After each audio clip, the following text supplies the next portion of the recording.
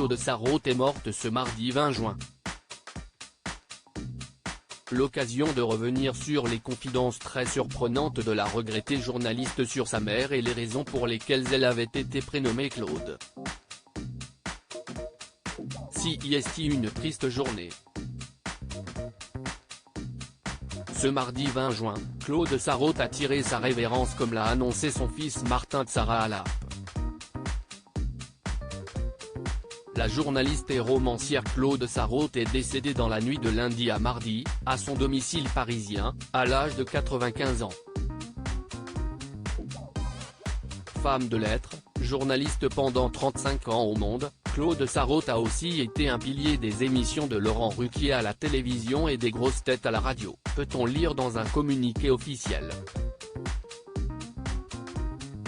Claude Sarraute laisse donc derrière elle une incroyable carrière mais aussi l'animateur de France 2, qui n'a pas su retenir ses larmes au micro de RTL quand il a évoqué la disparition de celle qu'il aimait et admirait tant. Claude Sarraute a su être une femme libre, une journaliste indépendante et marier le sérieux du journal Le Monde à la fantaisie des grosses têtes. C'était une amie comme on souhaite à chacun. Tout l'amusait et elle était curieuse de tout. Jusqu'à ces derniers jours, elle a été journaliste en observant même sa fin de vie. Journaliste d'elle-même, jusqu'au bout, a-t-il déclaré dans un message touchant. Claude Sarraute dévoile une anecdote surprenante sur sa mère alors que la défunte journaliste fait l'objet de tous les hommages sur les réseaux sociaux et dans les médias. Son entourage ne cesse de saluer son franc-parler qui l'a tant caractérisé. Dans les colonnes de gala, en 2009, la regrettée Claude Sarraute avait ainsi dévoilé l'origine de son prénom qu'elle doit à sa chère mère.